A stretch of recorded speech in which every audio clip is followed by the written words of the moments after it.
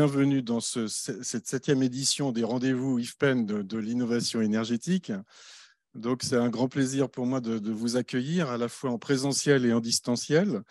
Pour introduire aujourd'hui cette 7e édition qui est consacrée donc aux métaux dans la transition énergétique, je vais demander à Catherine Rivière, la directrice générale adjointe d'IFPEN en charge de la recherche et de l'innovation, de vous dire quelques mots d'accueil. Merci beaucoup François et bonjour à toutes et à tous qui sont présents aujourd'hui ou à travers Internet. Je suis également ravie d'être parmi vous aujourd'hui pour ce rendez-vous sur le thème des défis soulevés par l'utilisation des métaux dans la transition énergétique. Et c'est un thème qui s'est imposé naturellement aujourd'hui dans notre paysage énergétique en fait. Pour montrer l'importance croissante de ce sujet, on peut rappeler, à titre d'exemple, la création fin novembre tout récemment donc, de l'Observatoire français des ressources minérales pour les filières industrielles, l'OFREMI, dont le BRGM est le principal moteur et auquel les équipes d'IFPEN apporteront son soutien, ainsi que d'autres partenaires d'ailleurs. Les pouvoirs publics ont en effet clairement identifié l'approvisionnement en métaux critiques comme contribuant à notre sécurité énergétique. La criticité des métaux se mesure, entre autres, par le rapport entre leur niveau de consommation anticipé et la quantité de ressources accessibles à un coût raisonnable. Philippe Varin a rappelé dans le rapport qu'il a remis au gouvernement en tout début d'année les enjeux et il a invité l'État à prendre les mesures qui s'imposent, dont une d'ailleurs est la création d'un observatoire dédié, l'OFREMI, a né son émanation. On peut citer ainsi quelques chiffres assez vertigineux. La demande de cuivre devrait doubler d'ici 2030. Selon l'Agence internationale de l'énergie, la demande de lithium devrait être multipliée par 40 pour répondre aux besoins de la mobilité électrique dans les scénarios climatiques contraints.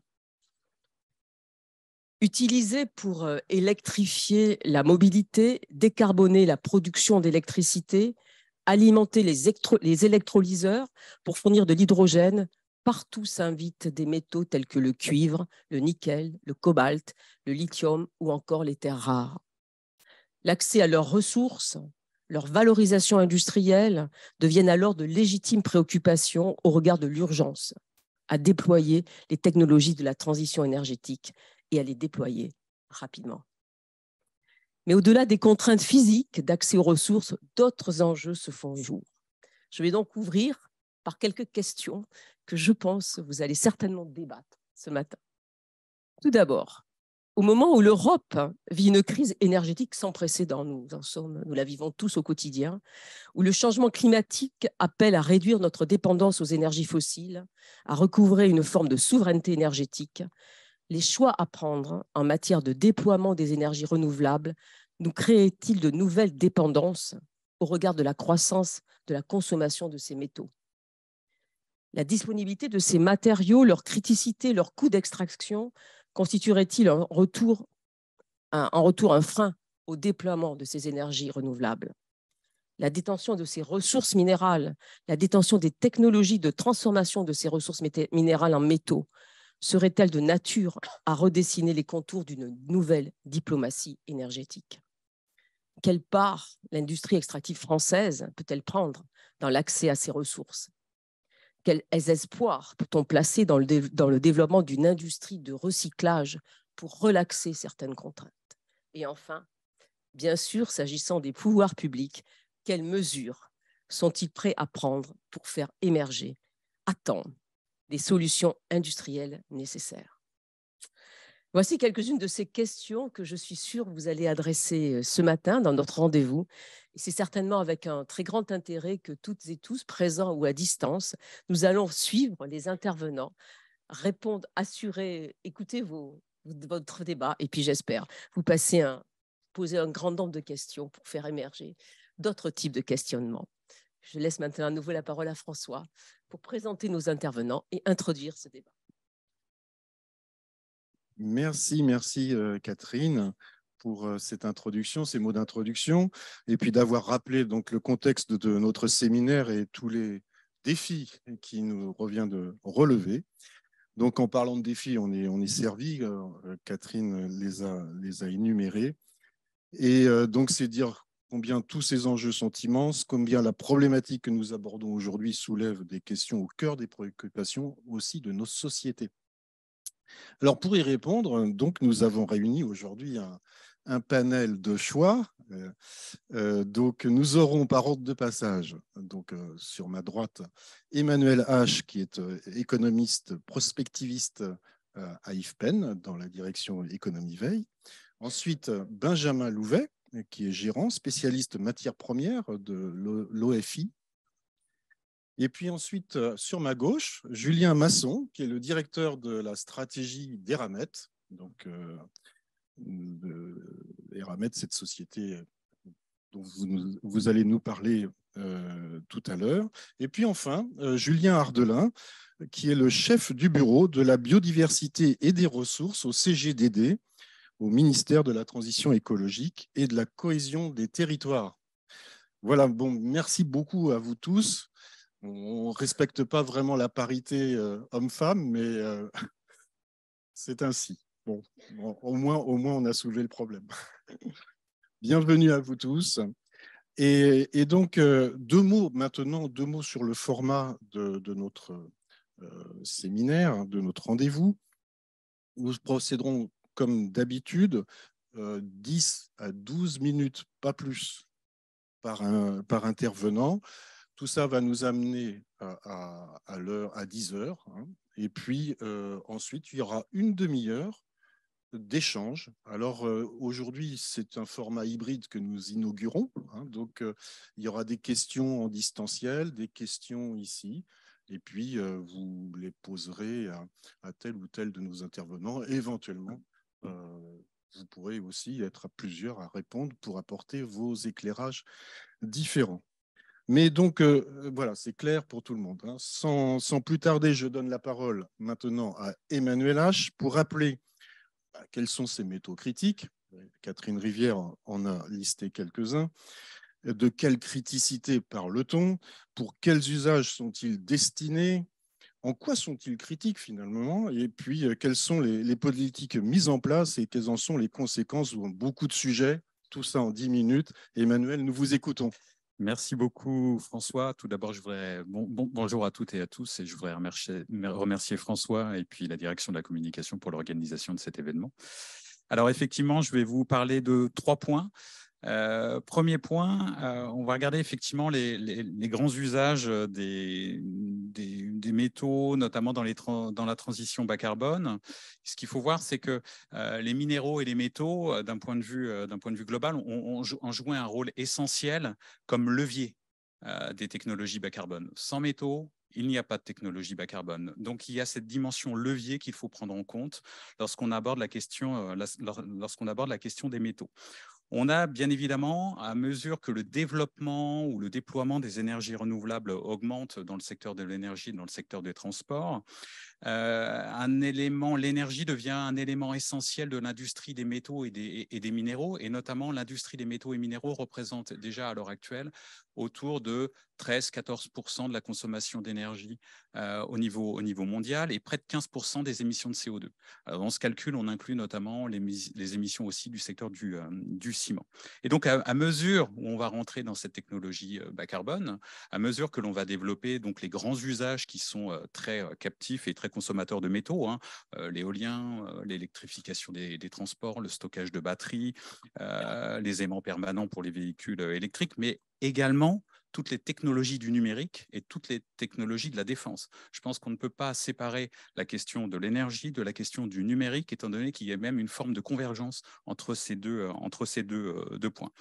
Le problème, c'est que levier d'un côté, ces matières premières peuvent aussi constituer des limites. Pourquoi? Parce que tout simplement, lorsque l'on compare le contenu par mégawatt installé ou par unité de transport installé, c'est-à-dire qu'on compare un véhicule thermique avec un véhicule électrique ou une unité de centrale à gaz qui est installée avec du solaire photovoltaïque, par exemple, on va avoir un rapport de 1 à 4 en termes de quantité de métal contenu pour le même mégawatt. Donc, ce qui nous donne le premier point qui est très important, plus nous allons rentrer dans la transition énergétique, plus nous allons consommer de métaux et une plus grande variété de métaux.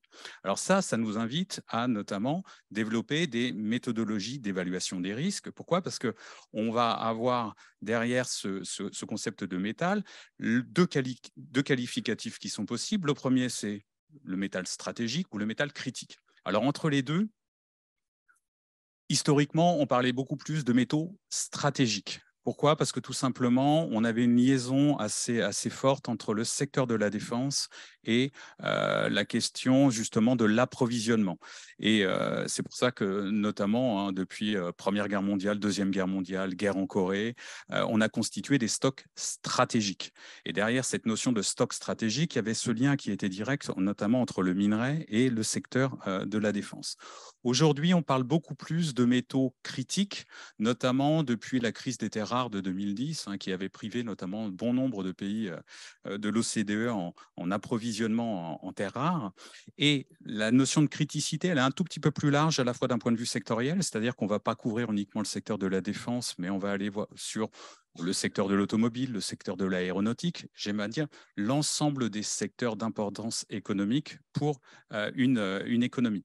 Et donc, derrière cette notion de criticité, on a aussi l'intégration de l'ensemble de la chaîne de valeur, c'est-à-dire qu'on ne va pas non plus regarder uniquement la question des minerais, on va regarder aussi où se situent notamment les industries du raffinage, c'est-à-dire notre dépendance à la fois en minerais, mais aussi en métaux raffinés, voire même en technologies qui peuvent rentrer dans des technologies bas carbone.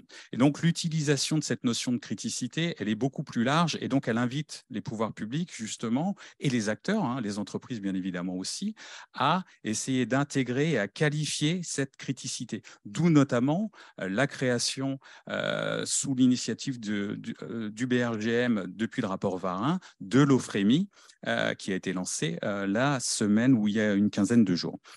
Alors, une fois qu'on a dit cette question de la criticité, c'est comment on la caractérise, cette criticité? Parce que quelque part, être critique, qu'est-ce que ça veut dire? Et donc, il y a différents échelons, différentes qualifications que l'on peut amener sur la criticité. La première, elle est géologique. Est-ce qu'on va en avoir assez?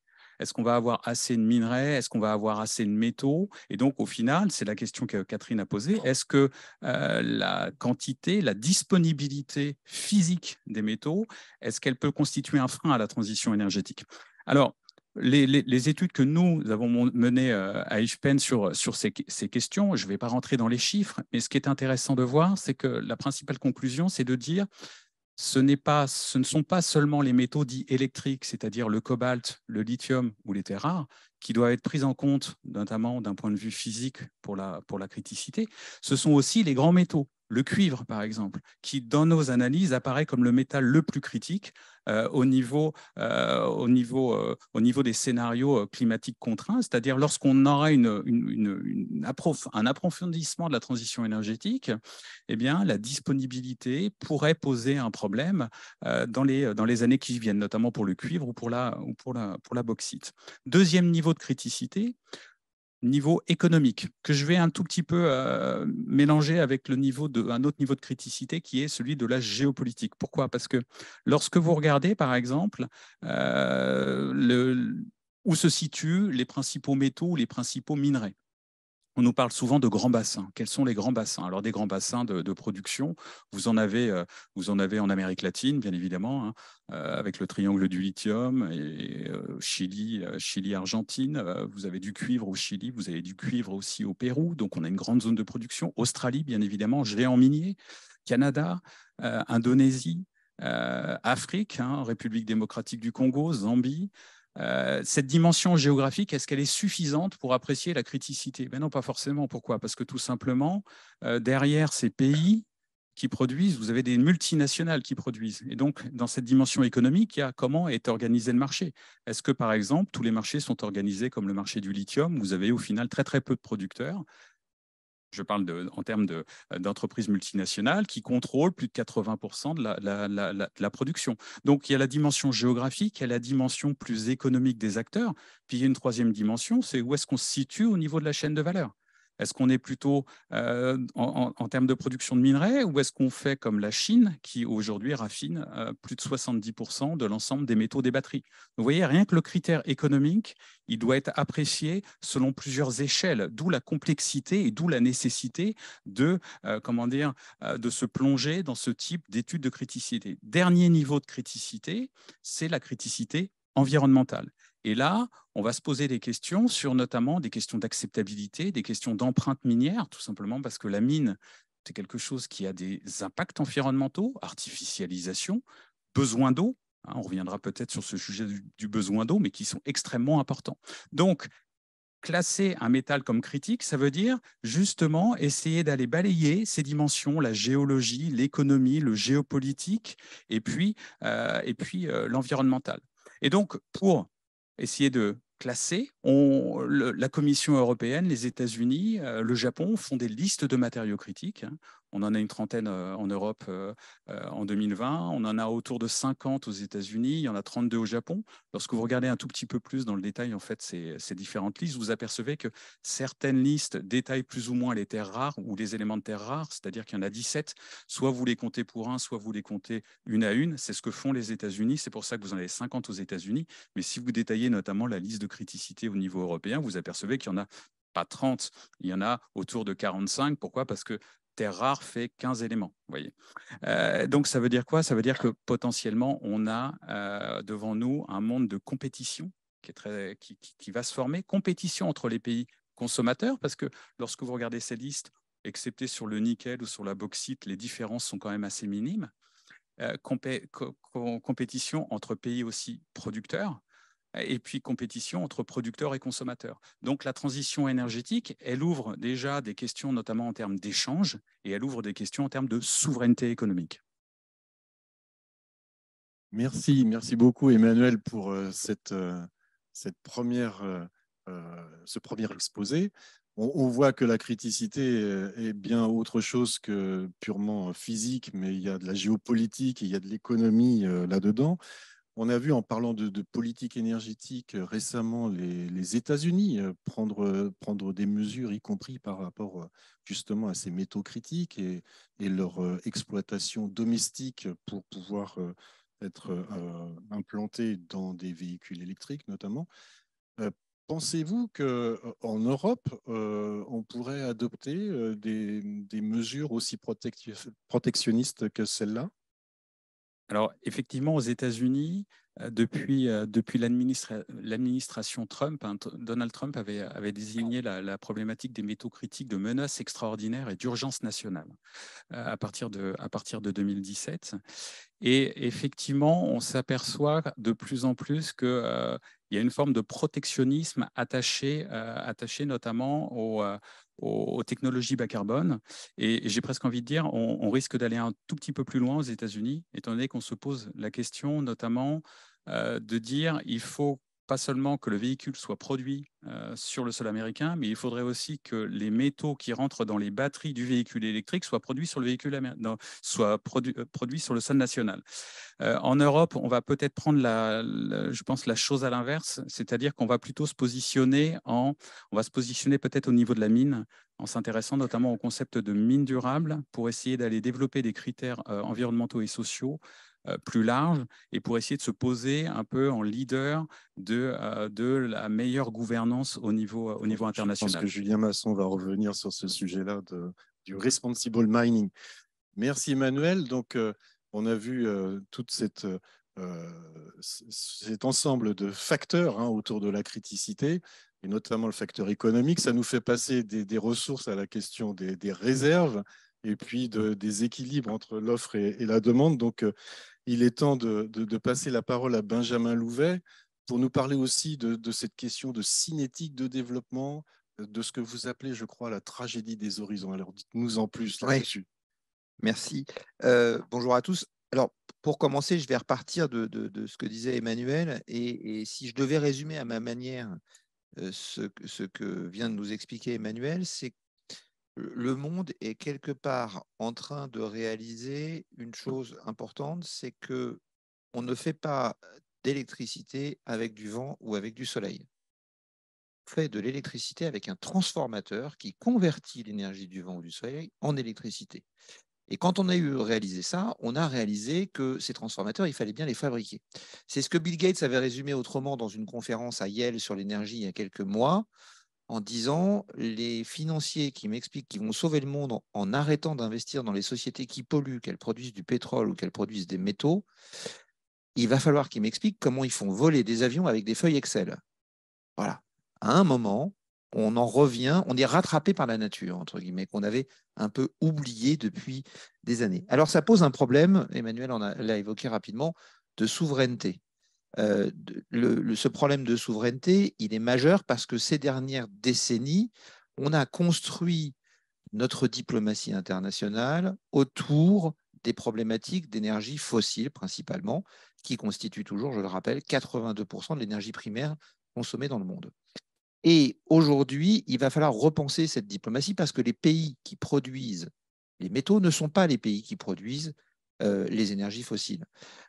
Emmanuel l'évoquait, le Chili aujourd'hui est le plus gros producteur de cuivre au monde. Ils ont un gouvernement très à gauche. Quelles sont nos relations diplomatiques avec le Chili aujourd'hui? Le Pérou vient de dissoudre son gouvernement. C'est un des gros producteurs de cuivre également. Comment allons-nous gérer cette problématique? La République démocratique du Congo, tu l'as cité aussi, c'est 65% de la production mondiale de cobalt et c'est 65 à 70% des réserves mondiales de cobalt, des réserves prouvées mondiales de cobalt.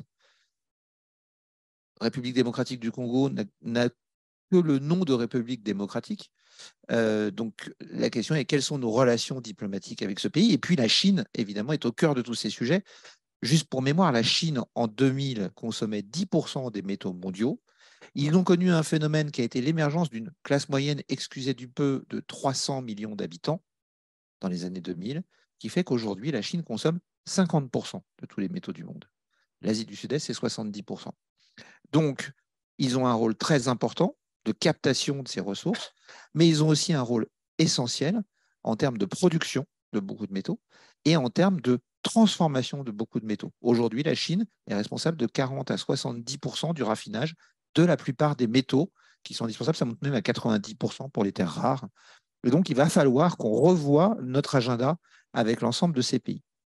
On a ensuite, si on veut gérer ce problème de souveraineté, deux autres problèmes à gérer. Un à court terme, la crise énergétique, vous l'évoquiez, Madame Rivière, qui a posé d'énormes soucis.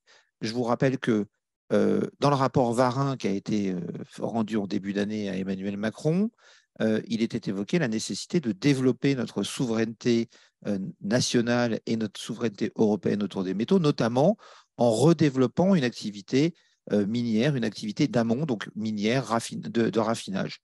La crise énergétique a fait envoler les prix de l'électricité. Pour produire une tonne d'aluminium, il faut aujourd'hui à peu près 15 MWh. Le mégawattheure est monté jusqu'à 1 000 euros.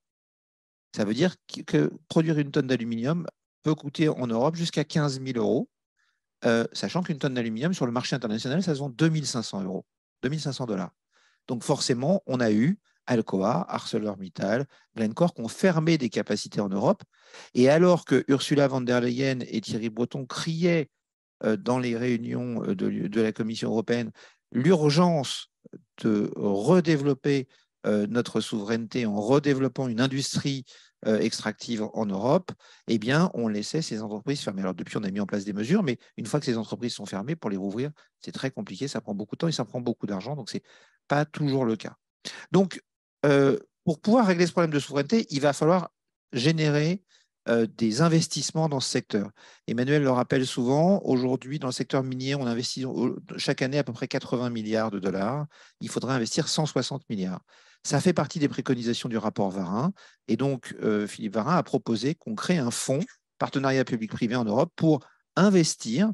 Il a proposé de le doter d'1 milliard dans l'amont de la chaîne de valeur pour essayer de redévelopper de l'industrie minière, de l'industrie de raffinage.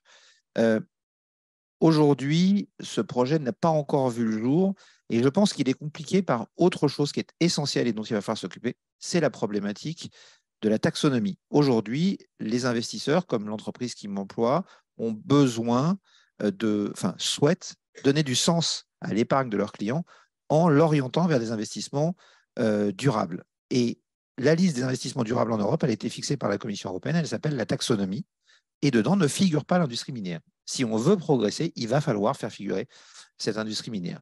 Alors pourquoi? Si j'en viens maintenant aux enjeux, je reviens un tout petit peu l'heure. Ouais. Si j'en viens un petit peu aux enjeux, le besoin de faire tout ça et l'urgence de faire tout ça est liée à ce que vous appeliez effectivement ce que j'appelle occasionnellement la tragédie des horizons, pour reprendre le bon mot de Mark Carney, l'ancien gouverneur de la Banque d'Angleterre, lorsqu'il avait fait un discours peu de temps avant la COP 21 à Paris, où il expliquait que le problème qu'on a, c'est qu'aujourd'hui, les politiques ont des objectifs à très court terme, alors que les politiques énergétiques se pensent à très long terme. Mais la tragédie des horizons, elle ne se situe pas qu'à ce niveau-là.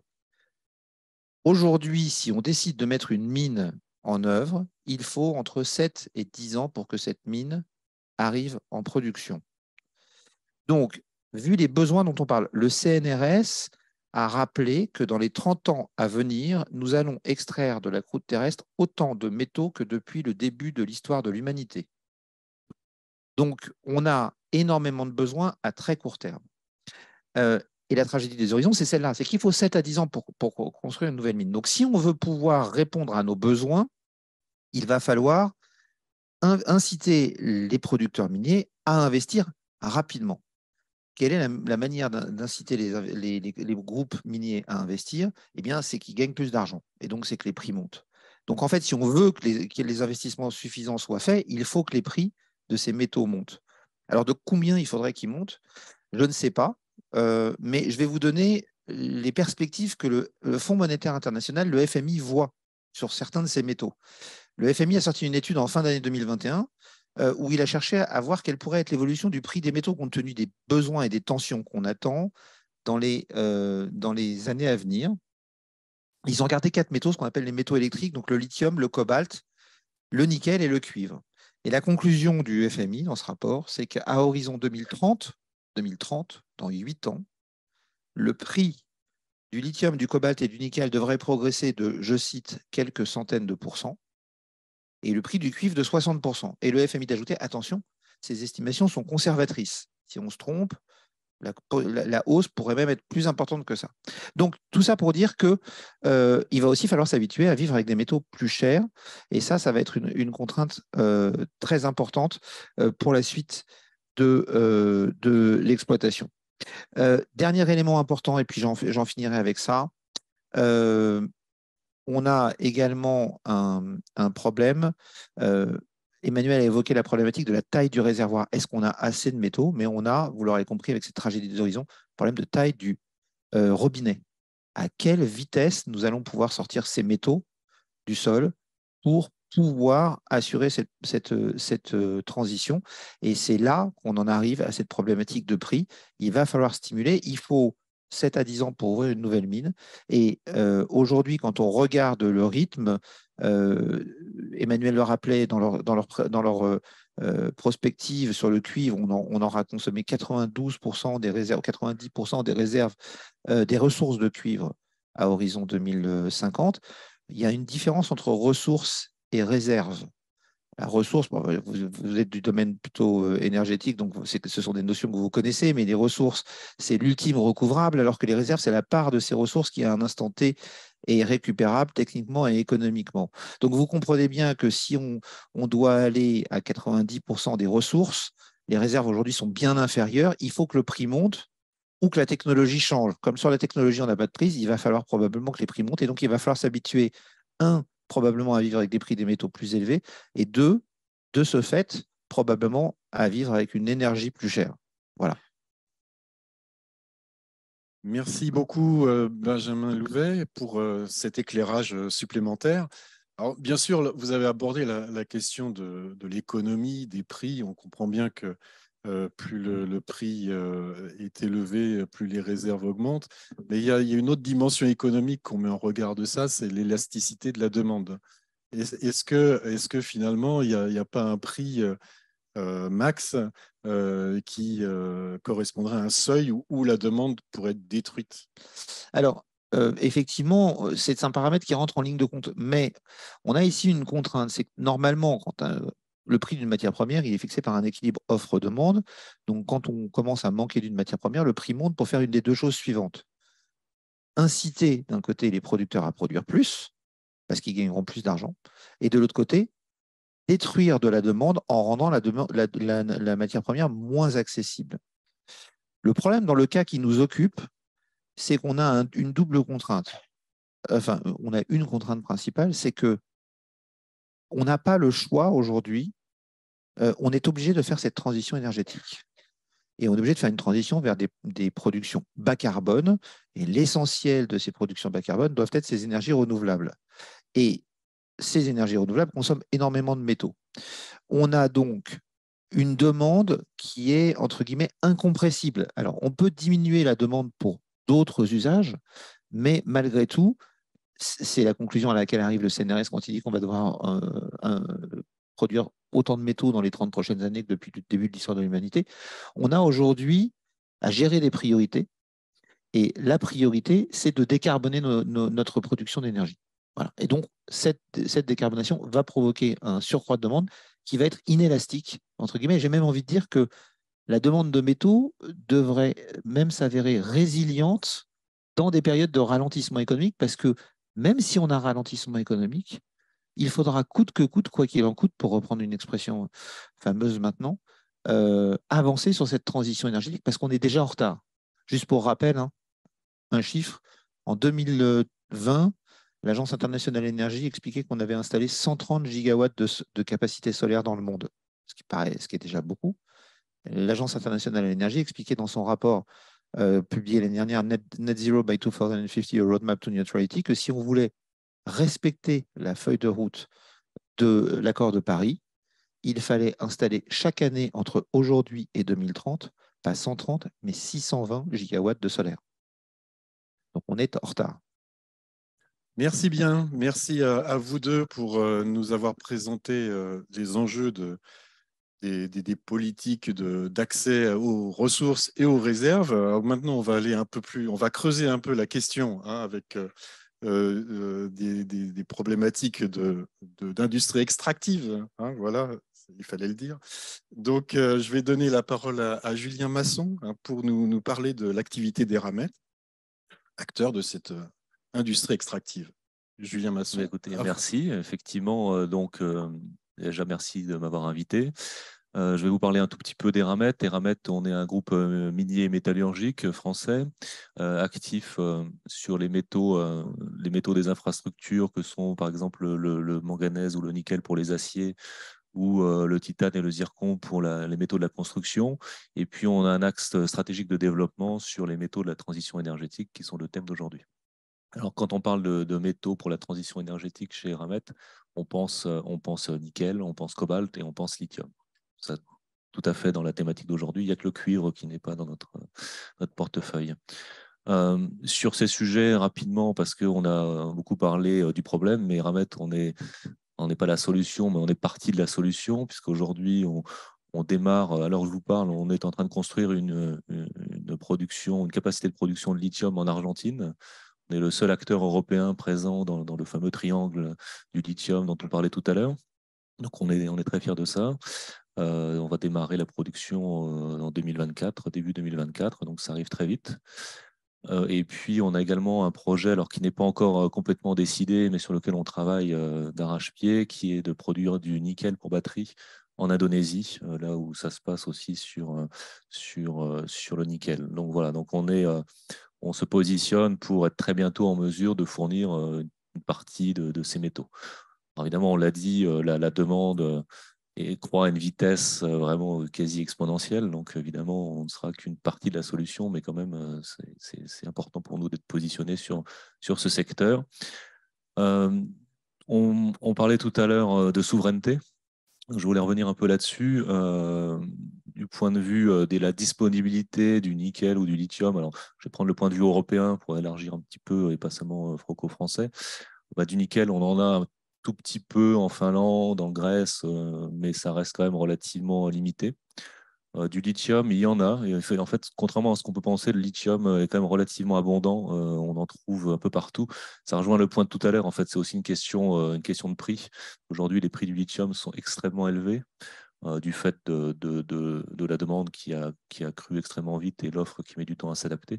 Ce qui fait que les gens sont de plus en plus créatifs pour trouver de nouvelles sources de lithium. Donc, on réalise qu'il y a beaucoup de lithium un peu partout.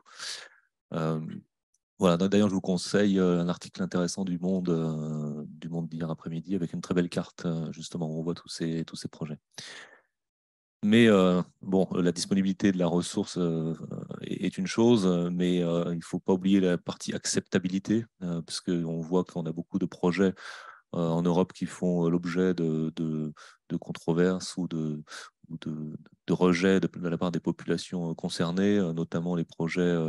On a beaucoup parlé des projets en Serbie, au Portugal, qui défraient la chronique. Donc, c'est aussi un point important. Il faut mettre dans l'équation l'acceptabilité des gens. Tout le monde veut avoir une société décarbonée, mais pas une mine, j'allais dire, à côté de chez lui, dans son jardin. Donc, c'est aussi des éléments qu'on prend en compte. Quand on développe chez Eramet des projets, on parlait tout à l'heure de responsabilité sociale et environnementale, chose qu'on met vraiment, vraiment tout début. Pour revenir à l'exemple de notre mine en Argentine, on a découvert le gisement il y a une dizaine d'années. Ça rejoint, il faut une dizaine d'années pour entre le moment où on découvre un potentiel et au moment où on peut produire le métal. Mais dès le départ, on a intégré cette composante-là en travaillant avec les populations locales, en développant vraiment aussi des retombées et puis en intégrant les populations locales dans le projet pour vraiment pouvoir développer ces projets dans les meilleures conditions. Donc voilà, c'est un peu ce que je voulais dire. Un point aussi important, c'est qu'on regarde beaucoup la disponibilité des ressources en Europe, mais je pense qu'il ne faut pas se limiter à ça. On voit les entreprises, notamment chinoises, qui n'hésitent pas à aller investir à l'étranger pour sécuriser des approvisionnements. Donc, je pense que ça, il ne faut pas du tout se l'interdire. Je pense que voilà, nous, on investit en Argentine, en Indonésie. C'est aussi une façon de sécuriser des ressources. Il faut aller voir un peu au-delà de ces frontières. Et évidemment, dans des endroits où on n'est pas forcément dans les mêmes conditions politiques ou géopolitiques qu'en Europe, mais il faut un peu élargir son spectre de vision si on veut sécuriser ses approvisionnements. Et enfin, j'ai un dernier point qui me tient à cœur, c'est le recyclage, parce qu'on n'en a pas parlé encore aujourd'hui. Alors aujourd'hui, c'est anecdotique, puisqu'on recycle par définition des produits en fin de vie.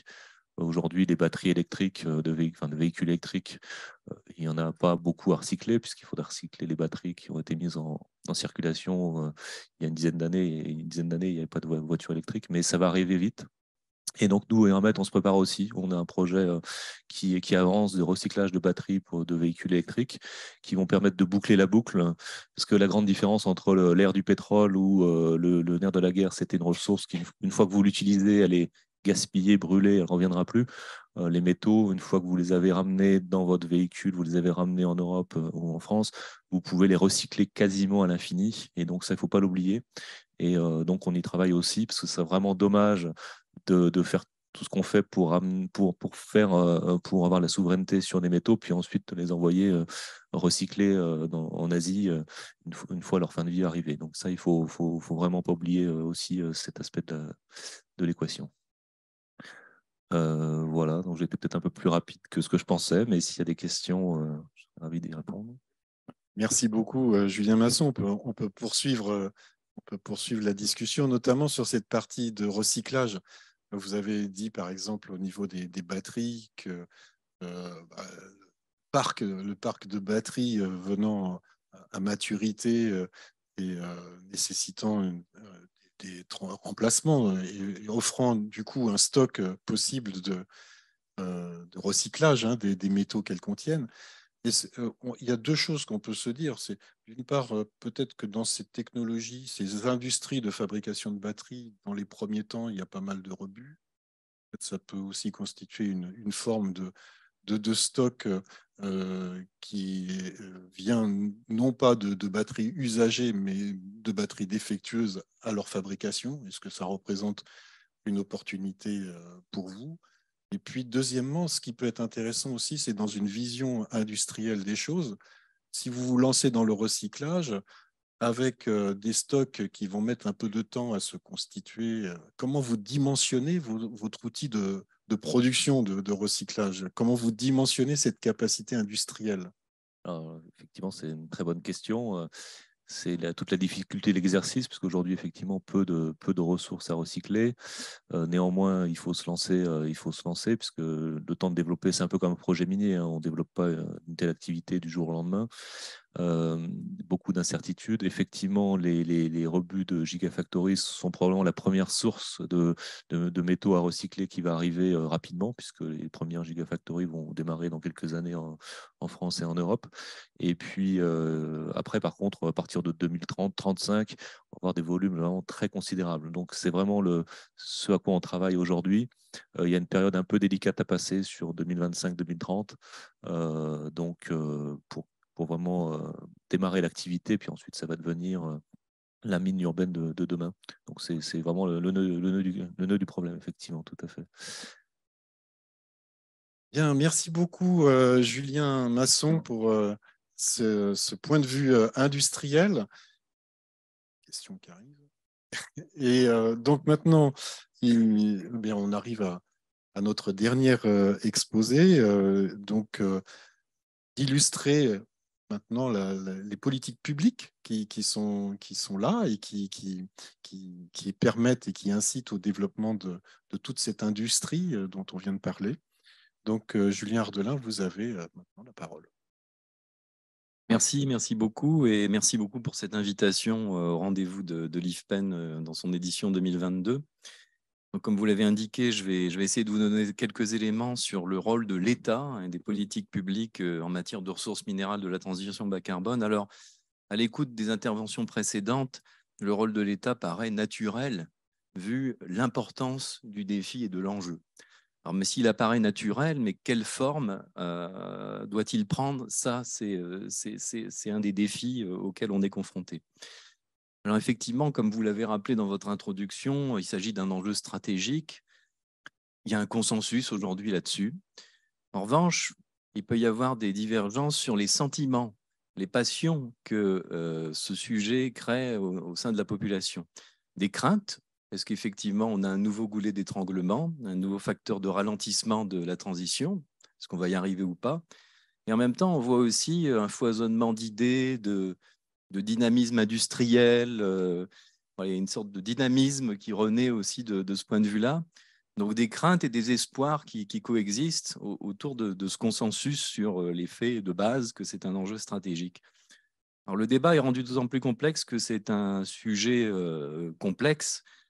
Techniquement d'abord, on parle de procédés, de techniques industrielles, de technologies d'extraction de mines qu'on ne connaît plus beaucoup en Europe. Donc, il y a une question aussi de pédagogie vis-à-vis de nos concitoyens. Et puis, ce n'est pas qu'un problème d'ingénieur, c'est aussi un problème qui a des dimensions, comme l'a rappelé Emmanuel H, économiques, environnementales, sociales, géopolitiques, qui sont en plus étroitement mêlées, qui sont corrélées, alors positivement ou négativement. Donc, tout ça fait qu'on a un enjeu, des craintes, des espoirs, et un sujet sur lequel il y a encore beaucoup de pédagogie à faire. Alors, quel doit être le rôle de l'État dans ce contexte présent? Alors, évidemment, ça se discute, c'est quelque chose qui évolue, d'ailleurs, la discussion sur le rôle de l'État. Hein. Il n'y a pas eu toujours la même pensée sur le rôle de l'État sur ce sujet-là en fonction de l'histoire, mais on peut quand même distinguer 4 grands axes de l'intervention publique, et je vais vous donner quelques éléments sur chacun de ces axes. Alors, le premier axe, c'est en termes de favoriser la production de connaissances. On parle depuis assez longtemps, notamment l'OCDE, l'Evidence-Based Policy, c'est on a envie de faire des politiques qui soient efficaces, qui soient fondées sur des preuves. C'est nécessaire pour objectiver la situation, avoir un débat qui soit à la fois exigeant et serein, les deux n'étant pas antinomiques d'ailleurs, au contraire, certainement. Deuxième grand axe sur les politiques industrielles, où là on a une évolution de paradigme. Troisième axe, plus classique, le cadre réglementaire qui doit être à la fois favorable au développement de ces opportunités et en même temps assurer les qualités environnementales et des exigences sociales. Et puis le quatrième axe, la diplomatie des métaux. Alors, quelques éléments rapides sur chacun de ces axes. Produire des connaissances. Alors, qu'est-ce qui se passe? On voit dans chacun de ces axes, c'est là que le message que je vais essayer de faire passer, on voit des inflexions fortes ces dernières années qui sont quand même plutôt positives. En termes de connaissances, on a vu en quelques années une multiplication, un foisonnement de travaux d'études, les publications de l'Agence internationale de l'énergie, la prospective de la Commission européenne, Foresight sur les métaux critiques, les travaux de l'OCDE, alors en France, les travaux du BRG, MCE, IFPEN, le projet de Generate, de l'IFPEN. Voilà. Le ministère de la Transition écologique, à travers le Commissariat général au développement durable, que je représente ici, et la direction de l'eau-biodiversité, ont contribué à cet effort. On a travaillé depuis 2019, lancé par Brune Poisson, un plan de programmation des ressources minérales qui a donné lieu à la publication de 4 rapports thématiques, photovoltaïque, éolien, mobilité bas carbone pour les batteries et réseau et stockage d'électricité. Et l'idée, c'était de faire un point d'état des connaissances, quelles sont les chaînes de valeur, comment les caractériser, qu'est-ce qu'on sait, quels sont les gaps, qu'est-ce qu'on ne sait pas, quelles sont les ressources minérales qu'elles mobilisent, mais aussi qu'est-ce qu'on peut identifier comme opportunité industrielle pour la France. Il y a un rapport de synthèse d'ailleurs qui est en cours de finalisation, qui sera publié prochainement, qui clôt cette étape. Et donc ces travaux, ils ont déjà mobilisé toute une collectivité d'experts, puisque on avait autour des groupes de travail le BRGM, le CEA l'IFPEN, sous la présidence de Madame Dominique Viel et Monsieur Alain Geldron en expert scientifique. Et tout ça, ça a conduit, avec le rapport Varin, qui a fait cette recommandation à la création, comme vous l'avez indiqué, de l'Observatoire français des ressources minérales. Donc on voit, par rapport si on prend la situation il y a 10 ans et la situation aujourd'hui, on a maintenant un observatoire, donc on a une inflexion forte, rapide, efficace. Et alors évidemment, il reste des défis. C'est bien, ces défis, d'ailleurs, ils ont été identifiés au lancement de l'observatoire. Alors moi, j'en citerai 2, il y en a beaucoup de défis, mais un défi en termes Le premier défi, c'est déjà un défi tout simple, mais c'est connaître l'existant ne suffit pas. On a besoin de prospective, d'anticipation stratégique, mais ça veut dire qu'il n'y a pas de données du futur, comme on le dit classiquement, comme le dit classiquement Futurible. Donc ça implique de faire des hypothèses, de construire des scénarios exploratoires, mais aussi d'accepter une dimension d'incertitude irréductible. Et on va vivre peut-être dans des prix hauts, mais surtout, on va vivre dans une incertitude qu'il faut accepter et qu'il faut essayer de gérer. Et l'autre aspect aussi, c'est la dimension de pédagogie. Effectivement, on voit des couvertures de journaux tous les jours maintenant sur lithium, cobalt, etc. Mais on voit bien qu'il y a encore un travail d'explication. Comme je le disais, c'est un sujet complexe.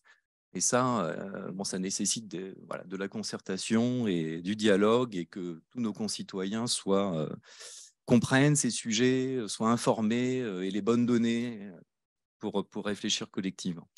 Deuxième grand axe, où on voit aussi une inflexion forte, la politique industrielle. Alors, je ne vais pas revenir sur les crises, Covid, guerre en Ukraine. On voit bien que depuis quelques années, on ne pense plus du tout de la même manière les questions d'autonomie stratégique, de souveraineté industrielle, de sécurité d'approvisionnement. Alors, d'ailleurs, il y a des débats sur les contours de ces différentes notions qui ne sont pas substituables. Mais on voit quand même que d'une manière générale, on va vers un changement de paradigme, une nouvelle forme de politique industrielle. Alors, un exemple de ça, peut-être pour illustrer, c'est le rôle croissant des PIEC, les projets importants d'intérêt européen commun, qui permettent à la Commission d'autoriser les États membres à mettre en œuvre des investissements nationaux ciblant des défaillances de marché, des défis sociétaux qui ne pourraient pas être résolus autrement. Donc, avec notamment 2 PIEC sur les batteries approuvés en 2019 et 2021, donc qui vont dans le sens d'une évolution vers une sorte de retour sous une nouvelle forme de politique industrielle. Et au niveau national, au niveau de la France également, l'État se mobilise en faveur de la réindustrialisation avec des dispositifs d'aide complémentaires, stratégie d'accélération, plan de relance, France 2030, avec notamment des appels à projets métaux critiques. Voilà. Donc, on voit aussi là-dessus inflexion sur les connaissances, inflexion sur la nature des politiques. Alors, même s'il y a des débats, on voit il y a quand même, la concurrence a quand même des vertus. Donc, comment trouver un bon équilibre c'est un débat très actuel que Emmanuel H avait soulevé tout à l'heure. Troisième inflexion, le cadre réglementaire. Alors là aussi, il y a des évolutions. Alors, je citerai 2 exemples. Le règlement européen sur les batteries qui a été proposé par la Commission en décembre 2020 et qui va comporter, toujours en cours, mais qui va comporter des éléments concernant le bilan carbone, des objectifs de collecte, des objectifs de recyclage, réintégration des matières premières recyclées, etc. Et on voit bien que d'un côté, il y a une impulsion au niveau des filières, et en même temps, on définit les règles du jeu. Mais donc ça, on voit que ça doit être complémentaire en quelque sorte. Il n'y a pas l'un qui freine l'autre, etc. On pousse les acteurs à agir et en même temps, on définit leurs règles du jeu parce que la réglementation a un rôle souvent qu'on oublie, c'est de coordonner les acteurs entre eux. Donc ça, c'est un aspect important. Et puis évidemment, le futur règlement sur les ressources minérales critiques qui a été annoncé par la présidente de la Commission européenne lors du discours de l'État de l'Union en septembre 2022. Et enfin, dernier aspect, la diplomatie des métaux qui a été évoquée également. Alors, une politique industrielle ne sera possible qu'en coopération. L'Europe ne pourra pas produire l'ensemble des ressources minérales. Donc, il s'agit de trouver des alliances. Et c'est certain que les métaux de la transition énergétique, ça a été souligné également, vont nous conduire vers une nouvelle géopolitique des métaux. Donc, il est important à la fois de l'anticiper, mais aussi de la construire, ne pas la subir. Donc, il s'agit de développer des partenariats stratégiques. La France s'y attelle afin de garantir un approvisionnement. On peut parler notamment des coopérations avec le Canada. Alors, qu'est-ce que ça peut concerner comme domaine? C'est l'intégration des chaînes de valeur entre pays et puis des programmes de recherche communs, à la fois sur le développement technologique, l'innovation, et puis aussi des exigences communes. Les préférences sociétales peuvent être hétérogènes entre les populations. On n'a pas le même type, on n'a pas les mêmes réglementations, etc. Et donc, en termes de responsabilité sociale et environnementale, il y a une coordination à avoir aussi pour que les produits correspondent aux attentes des citoyens. Voilà 4 grands axes sur lesquels, pour ces 4 grands axes, il y a une inflexion, une accélération, alors qui devra se poursuivre certainement, mais qui au moins peuvent donner des raisons d'espérer entre les craintes et les espoirs. Merci beaucoup, Julien Ardelin, pour cette illustration du rôle de l'État, des pouvoirs publics dans le développement des filières. J'avais une question, vous avez posé la question de l'incertitude. On est dans un monde incertain et ça ne s'arrange pas, visiblement. Donc, pour répondre à ces questions d'incertitude, pour les capter, les modélisations prospectives sont un outil qui peut y répondre. Dans les exercices de prospective que vous êtes amenés à faire, est-ce que vous prenez en compte cette dimension des matériaux, de la criticité des matériaux dans les scénarios que vous pouvez développer à partir d'outils de prospective et notamment pour alimenter les réflexions en cours dans la révision des PPE et SNBC actuels? Oui, alors effectivement, c'est un sujet complexe puisque les travaux de prospective sont hétérogènes. Il y en a qui prennent en compte le recyclage, d'autres pas. Il y en a qui sont fondés sur des coefficients un peu linéaires, l'autre sur des modélisations un peu plus complexes.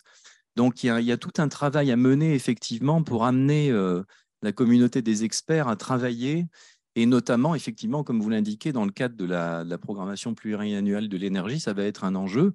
On voit que l'Agence internationale de l'énergie, maintenant, ils intègrent vraiment dans leur outlook la question des métaux. Enfin, c'est de plus en plus sous une forme intégrée et pas additive, je dirais, dans ces exercices-là. C'est important, parce qu'il y a une endogénéité, en quelque sorte, idéalement. C'est compliqué, donc il va falloir travailler là-dessus. Alors nous, on a été, dans le cadre du CGDD et du plan de programmation des ressources, on a participé à des ateliers avec nos collègues de la Direction générale énergie-climat, justement pour réfléchir à comment intégrer cette question des métaux pour effectivement que l'exercice prochain puisse l'intégrer de la meilleure façon possible. Mais voilà, ça va demander des améliorations permanentes, c'est-à-dire qu'il va y avoir un premier exercice et probablement ça va se structurer et s'approfondir de plus en plus. On voit que la IE fait des choses intéressantes là-dessus, c'est un bon exemple, mais c'est certain que ça va être un des sujets du prochain exercice et des exercices futurs. Merci beaucoup. Et donc, voilà, nous avons terminé cette première partie de notre rendez-vous. Un grand merci à Julien Ardelin, un grand merci à vous tous pour vos interventions et l'illustration des différentes facettes de cette question de l'implication des métaux critiques dans la transition énergétique. Je crois qu'on peut vous applaudir pour vos interventions. Donc, on aborde Nous abordons maintenant la deuxième partie de ce rendez-vous qui est l'échange avec vous. Donc, on a reçu déjà quelques questions par Internet dans la salle. Il y a monsieur. Là, il faudrait il y a plusieurs. D'abord, monsieur qui a levé la main le premier, puis je crois qu'il y a là. Voilà. Mais on alternera avec les questions venant d'Internet. On vous écoute. Bonjour, vous m'entendez? C'est bon? Oui. Merci beaucoup pour vos interventions très, très éclairantes. Je voulais vous faire réagir sur cette phrase. Ils ne savaient pas que c'était impossible, alors ils l'ont fait. C'est de Mark Twain, il me semble. Là, très clairement, on sait que ce n'est pas possible. Vous avez rappelé les hausses de production qu'il allait falloir réaliser. Je ne suis vraiment pas persuadé qu'on puisse arriver à ce genre de résultat. Donc, moi, j'ai l'impression en tout cas que les objectifs environnementaux fixés par les politiques, ils n'ont jamais été basés sur une étude sérieuse de faisabilité. Du coup, la question que je voudrais vous poser à tous les quatre, c'est cette transition énergétique, si on n'arrive pas à produire tous les métaux qui seront requis, qu'est-ce qui va se passer? Je pense notamment à l'interdiction du véhicule thermique à horizon 2035. Est-ce qu'il faut s'attendre à un relâchement de ce genre de décision politique, ou bien faut-il s'attendre à ce que finalement on change de modèle économique et que on n'ait plus le droit tous de consommer comme on le fait aujourd'hui?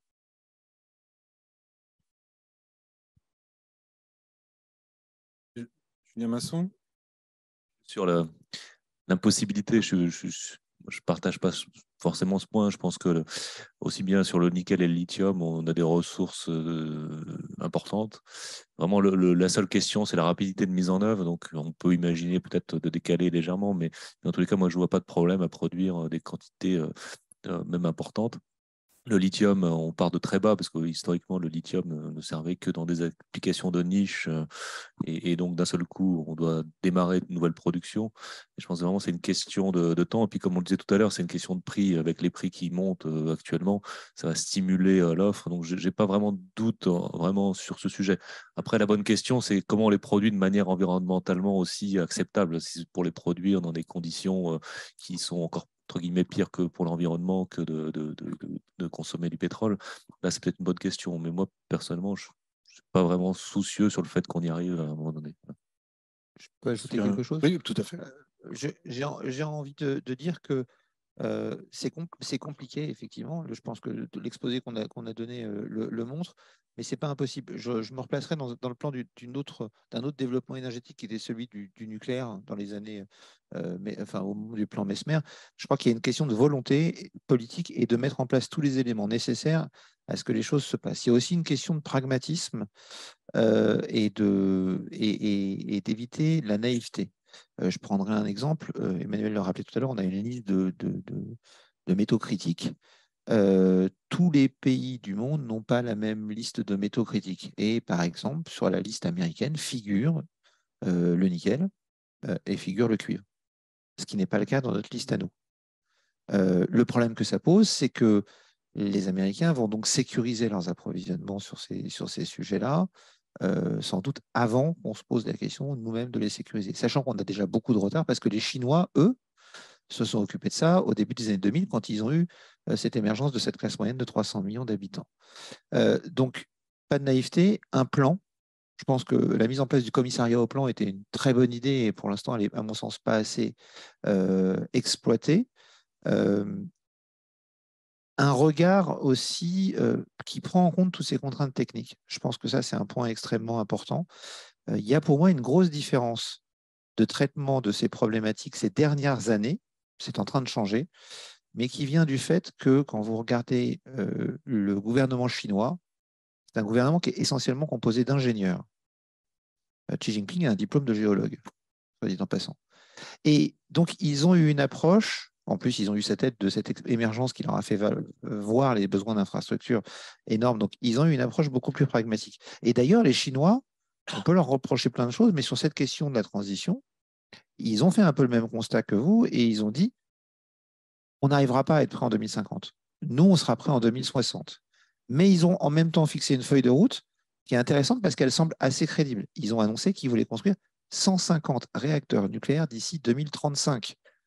Nous, on vient d'en annoncer une paire et possiblement 6, mais on dit qu'on ne pourra pas aller beaucoup au-delà. Donc, il y a un moment, il y a aussi une question, quand on a fait le plan Messmer, on n'avait jamais construit de réacteur, et là, d'un seul coup, on en a construit énormément. Donc, il y a aussi une question de volonté politique, je pense, qui est assez importante dans ce débat-là. Il faut se mettre en ordre de marche.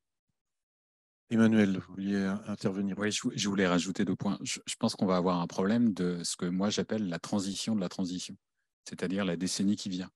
Celle où justement les investissements, notamment miniers, n'ont pas forcément été réalisés dans la décennie précédente, et donc qui peut potentiellement poser problème dans la décennie qui vient. Après, de manière très générale, pour répondre à Mark Twain, je pense que quand Kennedy dit, lorsqu'il est élu, à la fin de la décennie, un Américain marchera sur la Lune, il n'y croit pas forcément. Mais par contre, il va tout mettre en place pour y arriver. 3e point, on a aussi des solutions, j'allais dire, hors de l'économie. C'est-à-dire, notamment, s'interroger sur le rapport à la technologie, ce qu'on appelle le technodiscernement, c'est-à-dire se poser la question, notamment, de la taille, de la puissance des véhicules, et notamment des technologies bas carbone. Est-ce qu'on a tous besoin de rouler Tesla à l'horizon 2030? Je ne pense pas. Donc, il y a aussi ce type de questions. Et donc, quand on dit ça, ça veut dire quoi? Ça veut dire de la R&D, notamment pour diminuer la consommation de matériaux dans les technologies bas carbone. Ça, il y a des programmes qui sont en cours en Europe, aux États-Unis, au Japon. Et après, il y a un mot qu'on n'a pas encore prononcé, mais qu'il faut prononcer. Au même titre qu'on parle de sobriété énergétique, il faut parler de sobriété matériaux. À un moment, il faut s'interroger sur la consommation journalière que l'on a, qui, à mon sens, est aussi un vecteur. Relisez le dernier rapport du GIEC. Il vous parle de 1, on déploie des énergies renouvelables. 2, on fait de l'efficacité énergétique. 3, on diminue la consommation. Je pense que dans le domaine des matériaux, on doit avoir les 3 mêmes jambes que celles qu'a le GIEC pour lutter contre le réchauffement climatique. Merci. En plus, vous avez répondu à une question qui était posée par Internet sur la question de la sobriété et la consommation. Oui, tout à fait. Voilà, donc on y a répondu. Avant de vous donner la parole, mais je vous ai bien noté, il y a une autre question par Internet autour du recyclage. Et là, je vais me tourner vers Monsieur Ardelin sur finalement cette industrie du recyclage. Est-ce qu'il y a des leviers de politique publique qui permettraient de faciliter l'émergence de cette filière-là? Et puis une autre question économique à laquelle vous allez pouvoir répondre. Est-ce que finalement, de développer le recyclage, ça va conduire à une réduction des coûts, une réduction des prix pour les citoyens? Oui, merci. Alors, si vous me permettez, juste un mot aussi sur la remarque précédente, mais très rapide. Effectivement, je voulais prononcer le mot de sobriété. Il y a aussi un enjeu d'équité. Parce que dans une flotte de véhicules électriques dans la population, on peut imaginer toute une série de distributions avec des véhicules très lourds pour une petite catégorie ou des véhicules plus légers avec moins de ressources minérales. Et donc, il y a aussi un enjeu d'accès, en fait, de pouvoir d'achat, de demande. Et cette demande, elle n'est pas indépendante de la distribution des revenus et donc de la distribution aussi des matières en face de cette distribution de revenus. Donc, il y a à la fois un enjeu de sobriété et d'équité. Et donc, ça, ce sont des enjeux importants pour le rôle de l'État et des politiques publiques. Voilà, donc, merci pour ce. Voilà, je voulais juste. Et donc, sur le recyclage, effectivement, donc, sur le recyclage, donc, j'avais mentionné effectivement le cas de la réglementation sur les batteries. Il me semble qu'effectivement, un des leviers principaux, c'est le levier réglementaire parce qu'il permet de définir des règles du jeu en matière de recyclage.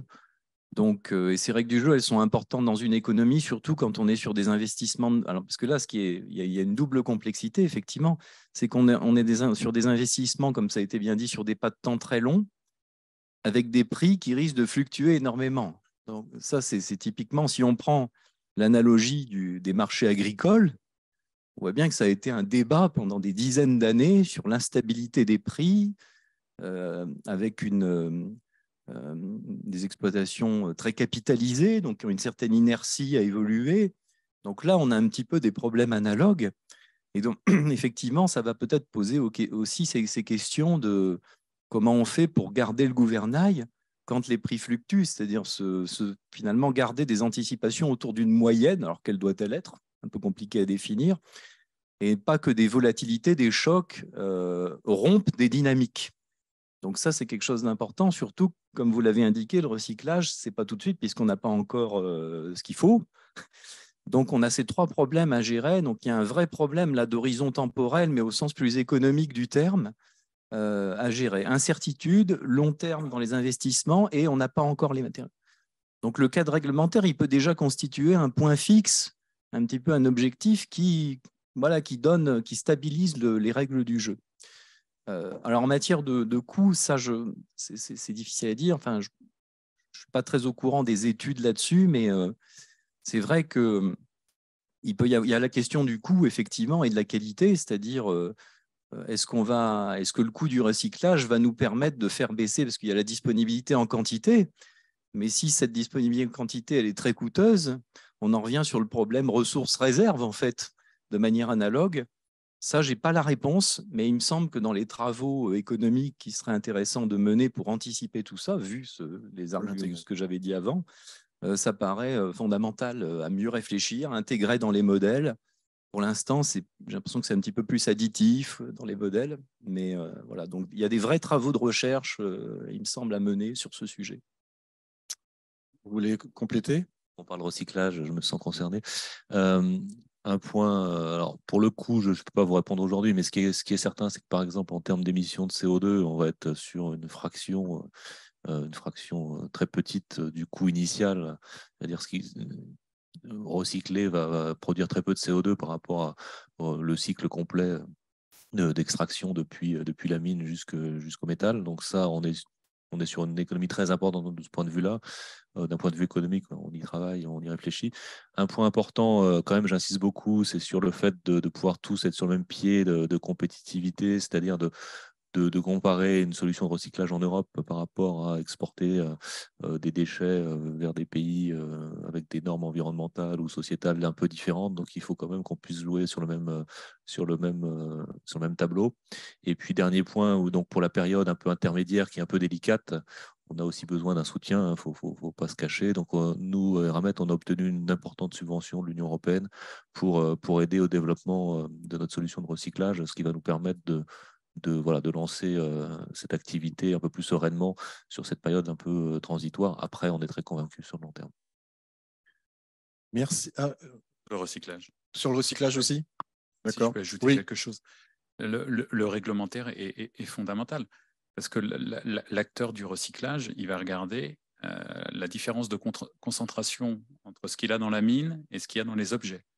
Donc, si dans l'objet, la concentration est inférieure, économiquement, il ne va pas avoir forcément intérêt à aller le développer. Donc, il va plutôt favoriser la mine. Donc, ça veut dire qu'il faut du réglementaire et il faut beaucoup d'incitation de l'État pour justement construire les filières de recyclage pour qu'elles soient prêtes à un horizon de 10 ans. Important aussi. Bien. Monsieur, vous aviez une question. Bonjour, Arnaud Rouget, je travaille à l'Agence internationale de l'énergie à laquelle vous avez plusieurs fois fait référence. Très correctement, et juste pour rebondir sur un point qui est que si à 50 ans, l'AIE a été créée sur un mandat de sécurité pétrolière très fort, en mars de cette année, les États membres ont confié un mandat de veiller à la sécurité aussi sur les approvisionnements et les questions des minerais critiques, à l'initiative notamment des États-Unis et du Japon pour des questions géopolitiques assez évidentes. Donc voilà, c'est en effet au cœur de nos travaux et peut-être juste une parenthèse pour dire que dans nos rapports qui s'appuient énormément sur des experts, des pairs, que ce soit du milieu académique ou des milieux industriels, on sera ravis d'avoir vos contributions, vos revues de nos prochains rapports. 2 questions. La première, plutôt sur l'empreinte carbone de l'industrie minière elle-même, puisque évidemment, on en a parlé, si on se place dans une logique de transition, il faut que ces minerais qui servent les scénarios bas carbone soient produits avec le moins d'énergie possible, avec une énergie la moins carbonée possible. Quelles sont les bonnes pratiques aujourd'hui? Où est-ce qu'on les observe? Et quels sont les outils réglementaires qui peuvent être mis en place? Est-ce qu'il y a un dialogue entre acteurs industriels et pouvoir public pour des actions peut-être analogues à ce que nous on fait à IE aujourd'hui sur comment réduire les émissions de méthane dans les opérations amont pétro-gazières pour que voilà, les barils de pétrole produits soient voilà, avec le moins d'émissions fugitives de méthane. La deuxième question, c'est sur le lien avec l'hydrogène. Alors moi, à l'AIE, je m'occupe en particulier de l'Afrique. Comme partout ailleurs, on entend de plus en plus parler de grands projets d'hydrogène bas carbone avec cette question qui est qu'est-ce qu'on va exporter si la Mauritanie, si la Namibie installe 30 gigawatts de capacité éolien solaire, sous quel état, liquide, gazeux, ou sous quel produit, hydrogène, ammoniac, fertilisant, ou, et c'est l'objet de ma question, fer réduit. Alors, je ne suis pas du tout un expert de ces questions, mais je comprends qu'il y a de plus en plus de réflexions sur le fait de, plutôt que de réduire le minerai de fer avec de la coque et donc d'émettre du CO2, d'utiliser du dihydrogène. Et je me pose la question pour un pays comme la Mauritanie, qui a à la fois ces grands projets de capacité renouvelable pour de l'hydrogène et des gisements de minerai de fer, s'il y a une opportunité pour exporter voilà, du fer déjà réduit comme utilisation de son hydrogène. Merci beaucoup. Alors, premier point, c'était sur le CO2 et ça reprend d'ailleurs une question qui a été posée par Internet. Peut-être répondre déjà sur le bilan CO2. Moi, je vais répondre sur le bilan CO2 et puis je laisserai camarade répondre sur l'autre question qui est moins mon domaine. Mais sur le bilan CO2, la première chose à dire, c'est que si notre priorité aujourd'hui, ce qui me semble être le cas, c'est de réduire les émissions de CO2, je voudrais juste rappeler 2 chiffres. Le premier, c'est qu'aujourd'hui, je le disais tout à l'heure, les énergies fossiles représentent encore 82% de l'énergie primaire consommée dans le monde et sont responsables d'à peu près 70% des émissions de CO2 de la planète. La production métallique, dans son ensemble, de l'extraction minière jusqu'à la consommation, ce qu'on appelle dans la classification ISR scope 1, 2 et 3, est responsable, selon une note publiée par France Stratégie et corroborée par d'autres études, notamment de Citi que j'ai pu constater, elles sont responsables de 11% des émissions de CO2 de la planète. Avec ces 11% des émissions de CO2 de la planète, on peut a priori se débarrasser des 70% liés à la combustion des énergies fossiles. Alors, pas complètement d'accord, mais globalement. Après, vous pourrez me dire, on va avoir besoin de plus de métaux, donc on va avoir plus d'émissions. Je me réfère après à un travail de votre maison, l'Agence internationale à l'énergie, qui a publié un rapport, je crois, en 2020, en 2021, sur la criticité des métaux, dans lequel ils évoquaient la recherche qui était faite sur la décarbonation de la production minière. Et ils évoquaient notamment de mémoire le cas du nickel et du cuivre, en évoquant la possibilité de réduire sur l'ensemble de la chaîne de production les émissions de CO2 d'à peu près 80%, d'après les travaux de recherche. Donc on a la capacité à bien améliorer ces éléments. Mais en fait, là où se joue l'essentiel du travail, et ça rejoint un peu une question que vous aviez sur l'hydrogène aussi, c'est essentiellement sur l'acier et l'aluminium. Parce que quand on prend les 11% d'émissions de CO2 que j'évoquais tout à l'heure, sur ces 11%, il y en a 72% qui viennent de l'acier et 22% qui viennent de l'aluminium. Ce qui veut dire que tous les autres métaux ensemble, en fait, sont responsables de très, très peu d'émissions. Donc, c'est sur ces 2 métaux qu'il faut concentrer les efforts. Et aujourd'hui, c'est ce qui est fait en cherchant des modes de production, notamment sur l'acier, qui utilisent beaucoup moins d'énergie polluante et sur l'aluminium également. Et donc, c'est là, à mon avis, qu'on a le plus d'efforts à faire pour arriver à avoir une production métallique très bas carbone qui permettrait de combiner une situation déjà bonne au départ de beaucoup moins d'émissions pour arriver à produire l'énergie nécessaire à nos sociétés et un avenir dans le domaine des renouvelables qui soit vraiment bas carbone. Julien Masson. Oui, pour compléter un point de vue, j'allais dire, de l'intérieur, il faut bien réaliser que dans la partie production métallurgique, en fait, ce qui produit du CO2, c'est pas l'extraction minière. L'extraction minière, ça produit du CO2, il faut des camions, etc. Mais c'est quand même relativement mineur. On travaille là-dessus aussi, bien sûr, mais c'est surtout la métallurgie, c'est de transformer les minerais typiquement oxydés en métal. Donc c'est là où se situe le sujet. Ça reste dans des proportions qui sont moindres que les hydrocarbures, évidemment, mais ça fait partie de l'équation, donc on le prend en compte. On a toute une série de possibilités pour réduire l'empreinte effectivement carbone. Et bien évidemment, quand on va se développer pour les métaux, pour la transition énergétique, on va le faire dans le cadre le moins émetteur possible. Le zéro, on le vise en 2050, mais déjà avoir le moins possible. Et puisqu'on a la chance de redémarrer toute une industrie qui doit se construire, et bien évidemment qu'il faut le faire le mieux possible. Et donc, on n'utiliseront pas d'électricité produite à partir de charbon ou ce genre de choses, bien sûr. Et puis après, travailler sur l'innovation pour réduire encore plus. On le fait. On est inscrit dans les démarches SBTI de réduction de nos émissions. Ça ne se fait pas du jour au lendemain. On est quand même une industrie lourde, donc il faut prendre un peu de temps. Il y a l'hydrogène que vous avez cité. Il y a des procédés différents qui sont plus de la chimie que de la qu'on appelle pyrométallurgie, donc qui utilise vraiment de l'énergie. Donc voilà, il y a toute une palette de choses pour réduire encore, même si c'est pas aussi important, mais quand même, on va vraiment tout faire pour réduire au strict minimum et à terme à zéro les émissions de CO2 pour l'extraction du métal. Donc, je vous rassure, on y travaille. Bien, une autre intervention sur ce point-là, sur le bilan CO2? Pas sur le bilan.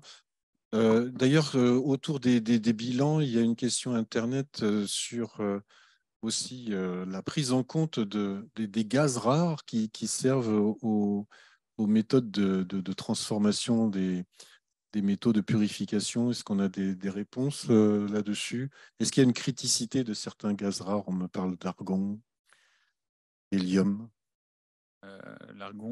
L'hélium était dans la liste de criticité des États-Unis jusqu'en 2022. Il a été sorti l'année dernière. Donc, ce n'est plus un gaz considéré comme critique. Voilà, donc une réponse apportée à la question Internet. Sur les opportunités de couplage avec l'hydrogène, pour la Mauritanie notamment, est-ce qu'il y a moi, si on parle d'hydrogène, oui. Je préférerais presque qu'on le relie au sujet des métaux, mais dans la composante des technologies bas carbone qui produisent de l'hydrogène, c'est-à-dire est-ce qu'il y a aussi potentiellement une problématique sur les besoins en métaux, dans notamment des électrolyseurs, et à mon sens, et dans les piles. Ça veut dire regardez, on a commencé à le faire, regardez notamment les platinoïdes, ils sont très fondamentaux pour les électrolyseurs, et notamment la quantité de nickel que l'on va devoir consommer. On avait fait une petite étude sur des scénarios européens de pénétration de l'hydrogène, et on s'aperçoit que pour certains métaux, et notamment pour certains platinoïdes, ça pourrait, je mets des guillemets, poser problème. Et on avait regardé aussi la consommation d'eau, parce qu'on n'a absolument pas parlé d'eau dans le secteur minier, mais je pense que c'est aussi une contrainte fondamentale. Et sinon, pour vous répondre, je vous rassure, on review en fait les rapports de l'AIE, et notamment le dernier, on l'a fini il y a 15 jours. Donc, il était très long et très intéressant. Voilà, donc Paul Luquez. Je ne voulais pas intervenir sur l'hydrogène, mais ce n'est pas grave. Donc, je suis Paul Luquez, je travaille au CEVA et je suis en même temps le président du programme de collaboration en hydrogène de l'AIE. Donc voilà, on a des. Je voulais juste donner une petite information justement au niveau de l'AIE. L'AIE est en train de susciter un programme de collaboration sur les matériaux critiques, un TCP. Il y avait une réunion hier après-midi. Et donc, ces programmes ne sont pas animés par des permanents de l'AIE, comme mon collègue, mais plutôt par les pays, par les chercheurs académiques et les chercheurs industriels. Donc, ça peut être intéressant de vous donner l'info.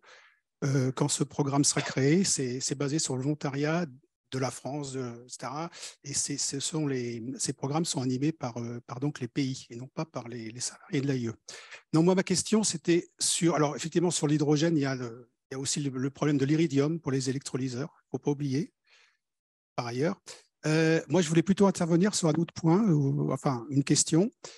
On sait que peut-être un avantage du nucléaire, c'est sa faible consommation en métaux, même rares ou même courants. Il y a des rapports qui existent pour le même mégawattheure produit, la quantité de béton, la quantité de fer, d'acier, de cuivre, etc. Il y a très peu de matières rares.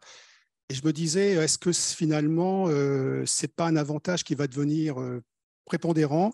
Et le fait d'avoir dans le futur une base nucléaire en France, alors là je parle pour la France uniquement, ça ne permet pas à la France de relaxer ses contraintes. Alors c'est pour le secteur de l'énergie, hein, je suis d'accord, pour la mobilité, ça ne change pas grand-chose. Mais finalement, est-ce qu'un mix avec une proportion notable de nucléaire, ce n'est pas un atout pour la France de garantir sa souveraineté plus fortement que d'autres pays? Tu veux revenir sur les 50% en 2035? Je dis de point de vue de la consommation de matériaux et de surface d'ailleurs. Hein. D'accord. Bon, on t'a entendu. Est-ce qu'il y a une réponse sur cette intervention de Paul Lucchese? J'ai envie de dire oui, mais la question ne se pose pas forcément comme ça. Parce que votre question, elle aurait beaucoup de sens si on était des producteurs de technologies bas carbone. Or, on importe aussi des technologies bas carbone. Donc, quelque part, c'est plutôt ceux qui produisent la technologie qui sont impactés par les problématiques d'approvisionnement en minerais. Donc, c'est toute la décomposition de la chaîne de valeur qui doit être regardée au cas par cas. Après, sur le nucléaire, on a quand même des métaux rares dans l'industrie du nucléaire. On en utilise. Alors après, effectivement, par rapport au ciment, au béton, mais le ciment, ce n'est pas forcément une problématique dans le déploiement des énergies renouvelables. Merci. Pas d'autres interventions sur ces points-là? Monsieur, vous aviez une question depuis longtemps. Oui, oui, bonjour. Déjà, merci pour vos interventions. Moi, pour rester dans une perspective franco-française, vous avez évoqué la diplomatie des métaux de la France. Et moi, je voulais avoir votre avis sur l'autre côté du spectre, c'est-à-dire l'exploitation des ressources minières du territoire national. J'y pense parce que j'avais pu discuter avec le président de l'association des communes minières qui m'avait assuré qu'on avait des gisements d'une vaste gamme de métaux qui peuvent être intéressants industriellement sur le territoire, et aussi au regard du projet qui a été lancé il y a quelques semaines d'une mine de lithium en Auvergne. Voilà, donc je voulais avoir votre avis sur la place potentielle de ces ressources nationales, et quels sont les obstacles s'il y en a. Est-ce que c'est des obstacles en termes d'échelle, de disponibilité, de rentabilité, ou comme vous disiez, d'acceptabilité vis-à-vis des populations, etc. Merci à vous. Bon, je dois dire, c'est une question qui a été soulevée à nombreuses reprises par Internet. Je vais donner la parole à... Il y a les deux Julien, là. Julien Masson. Alors, moi, je ne vais pas parler peut-être de ce que peuvent faire d'autres que nous, mais on sait, je le disais dans mon intervention, qu'on a beaucoup de lithium partout, mais donc en France, il y a du lithium. Donc, nous, on ne regarde pas de lithium rocheux, parce qu'en fait, le lithium, vous le trouvez sous deux formes, soit sous forme de rocheux, soit sous forme de saumure, donc dissous dans de l'eau. Et donc, on regarde de très près la possibilité de produire du lithium à partir d'eau géothermale dans le bassin rhénan en Alsace. Donc ça, c'est des choses qui peuvent faire du sens, ce qui a l'avantage d'avoir une faible empreinte environnementale, impact à la surface, et puis un impact nul en CO2, puisque là, c'est même l'inverse, vous produisez de l'énergie, donc c'est même positif dans le sens, vous allez produire de l'énergie en même temps que vous produisez du lithium. Donc c'est un projet qui peut faire beaucoup de sens, qui coche pas mal de cases, mais il y a encore beaucoup d'obstacles techniques et technologiques à lever. Mais donc, on va pouvoir produire du lithium en France, ça j'en suis certain. Et ça peut faire des quantités qui peuvent être rapidement intéressantes. Un projet, voilà, s'il voit le jour comme le nôtre, ça peut faire 10 000 tonnes de lithium, ce qui peut faire, ça dépend des voitures, vous allez me dire, on rejoint le débat de la sobriété, mais ça peut faire 200 000 voitures par an, quelque chose comme ça. Donc une belle usine déjà d'automobile française pourrait être fournie à partir d'un projet comme ça. Il y en a d'autres. Donc voilà, effectivement, il pourrait y avoir des possibilités. Est-ce que l'État peut s'exprimer aussi sur ce point-là? Je dirais, comme un petit peu, je voulais le dire dans mon intervention, je pense que c'est les 4 grands axes que j'ai indiqués, en fait, sont intrinsèquement complémentaires. C'est-à-dire qu'il y a effectivement la question de la production en France et en Europe, mais il y a aussi la question de la diplomatie. C'est-à-dire que c'est pas l'un ou l'autre, mais la philosophie de l'action publique en la matière, c'est vraiment l'un et l'autre. Alors effectivement, ça pose la question de la compréhension en fait de cette extraction vis-à-vis des populations, vis-à-vis des citoyens, qu'il y a un débat démocratique à faire vivre, de la pédagogie à à nourrir. Et je pense qu'avec tous ces travaux de qualité, justement, l'idée, c'est de les diffuser, de les disséminer, de faire connaître. Ça, c'est clairement un enjeu. Donc, nos collègues aussi de la direction de l'eau et de la biodiversité ont travaillé sur la réforme du code minier. Voilà, donc il y a ce cadrage réglementaire aussi en la matière. Et puis, pour reprendre aussi peut-être un autre argument de nature économie ou économie politique, c'est pour faire de la diplomatie, c'est bien de pratiquer soi-même les technologies. Finalement, pour négocier des choses, pour discuter, il faut aussi connaître les choses, les exercer, les pratiquer. Donc ça, c'est plus voilà, une réflexion personnelle de ce point de vue-là, mais voilà, si on est dépendant aussi des connaissances, des brevets, voilà, il y a le matériel, mais il y a quand même l'immatériel et notamment l'économie de la connaissance. Et de plus en plus, voilà, certains économistes nous disent en fait avoir de l'industrie, c'est ça qui permet la R&D et vice-versa. Enfin voilà, il y a des interactions positives entre recherche plus fondamentale et l'activité industrielle. Ça, je pense que le consensus évolue aussi sur le sujet. Et donc, à long terme, il y a aussi une synergie entre les deux. Ce n'est pas juste une complémentarité. J'ajouterais juste, tous les aspects que vous avez évoqués sont présents. Le plus important pour moi aujourd'hui, enfin le plus compliqué aujourd'hui, c'est celui de l'acceptabilité sociale, le fameux NIMBY, Not in my backyard. Les gens n'ont pas envie d'avoir de mines dans leur jardin. Le problème ne s'oppose pas dans l'Allier pour le projet d'Imerys que vous évoquez, parce que le projet est sur une mine qui est déjà existante. Et en fait, les riverains sont plutôt contents parce que ça va ramener de l'emploi et qu'ils ont l'habitude et qu'ils n'ont pas de problème sur ce point-là. Mais c'est ça qui a fait échouer le projet en Serbie, c'est ça qui risque de faire échouer le projet au Portugal. Il y a des réserves de lithium solide sous forme de roche en Bretagne, mais dans une zone protégée, et les Bretons ne veulent pas en entendre parler. Donc, il y a cette complexité. Mais effectivement, là où je vous rejoins, c'est que de toute façon, ça n'exclut pas la problématique de la diplomatie, parce qu'il y a un certain nombre de métaux dont on ne dispose pas chez nous. Voilà, et qui sont indispensables pour cette transition. Donc, le lithium, on en a. Sur le cuivre, c'est beaucoup moins évident. Sur le nickel, on a la chance d'avoir un champion en France sur ces questions-là, mais c'est assez compliqué. Et la diplomatie, c'est important aussi bien avec les pays, mais aussi l'importance, on le disait tout à l'heure, d'avoir une stratégie sur le sujet. Je reprendrai l'exemple de Eramet, un projet que vous avez développé en Argentine. C'est un magnifique projet, mais vous n'avez pas pu le développer sans aller chercher des partenariats en Chine. Voilà, malheureusement. Monsieur, vous aviez une question, peut-être vous présenter. Oui, donc vous m'entendez? Oui, Jean-Michel Trochet, économiste à EDF. J'ai une question qui a fait-il suite à une remarque de bon sens de Benjamin Louvet, mais je partirais d'une part, je partage le diagnostic de Julien Ardolin de dire l'avenir est très incertain, on est modeste, etc. Par contre, ce que je sais, c'est que la transition énergétique, elle est très capitalistique. C'est-à-dire qu'il faut investir et dans des objets qui vont durer longtemps. C'est vrai des centrales électriques, des réseaux, c'est vrai de la rénovation énergétique, c'est vrai des infrastructures en général, gazières, hydrogène et électrique, et c'est vrai aussi pour l'industrie extractive, les mines. Donc il faut investir. Mais par contre, voilà, l'avenir est très incertain. Ensuite, Benjamin Louvet nous a dit, effectivement, pour investir, vu d'un investisseur, il faut quand même investir dans un machin qui va durer longtemps. Il faut quand même avoir des perspectives de prix. Il faut que les prix montent. Bon, le problème, c'est que là, moi, j'adore les marchés, mais les marchés de court terme, ils font bien leur boulot. Et les marchés de court terme, pour les matériaux, pas seulement pour l'électricité, mais les matériaux, effectivement, ils ont toujours été volatiles et ils resteront volatiles.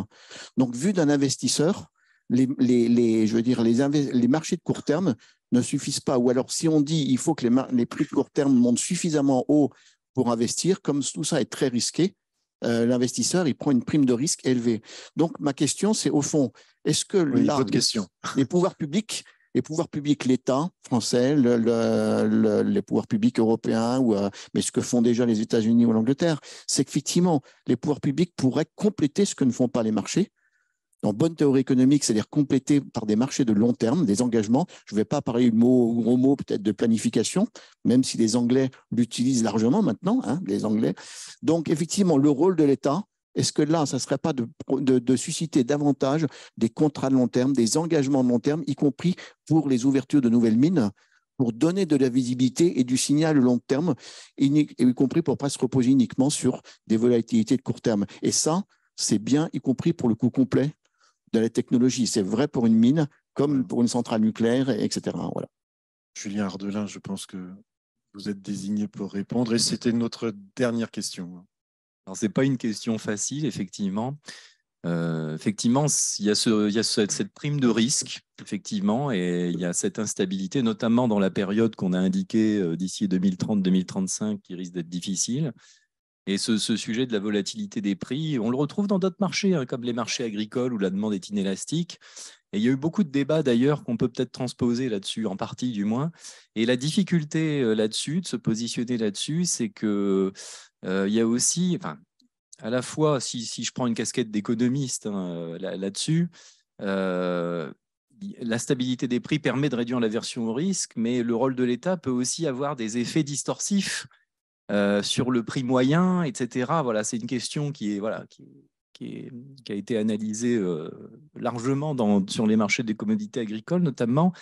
Et donc attention à faire un bon design, une bonne conception d'intervention publique pour quand même conserver le signal prix qui est important. Bon, ça a été dit avant, on a besoin du signal prix pour les investissements et on a besoin de stabilité aussi. Et donc c'est assez complexe. Je pense que là-dessus, je ne suis pas sûr qu'on ait vraiment encore les solutions, le type de politique publique vraiment voilà, il y a encore des réflexions à mener sur la conception des politiques publiques pour éviter aussi des distorsions dans l'intervention. Merci beaucoup, Julien. 10 secondes. 10 secondes, oui. Je pense qu'il faut aussi se poser la question d'un point de vue encore plus global d'organisation des marchés.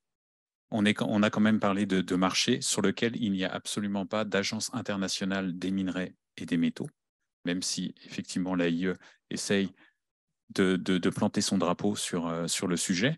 Mais pensez justement cette organisation internationale rattachée à l'ONU, rattachée au G20, peut-être financée par les transactions sur les marchés de métaux qui sont très volatiles, mais en tout cas organiser le marché. Sans organisation, ça serait effectivement beaucoup plus difficile. Merci beaucoup. Voilà, nous sommes arrivés au terme de ce rendez-vous. Donc, merci encore à nos 4 intervenants. Je crois qu'on peut les applaudir. Merci à vous tous aussi pour ces échanges, ces questions qui ont été posées ici et puis par Internet. Voilà, donc je crois que ce rendez-vous dans sa composition nous a permis de mieux comprendre tous les enjeux et puis les leviers qu'on a à notre disposition pour aborder cette transition énergétique et pouvoir contrôler la question des métaux dans cette transition énergétique. Donc, nous vous donnons maintenant rendez-vous l'an prochain pour une nouvelle édition de ces rendez-vous IFPEN de l'innovation énergétique, sans doute au printemps. Et puis, nous vous donnerons le thème dans les semaines qui viennent. Voilà, merci encore.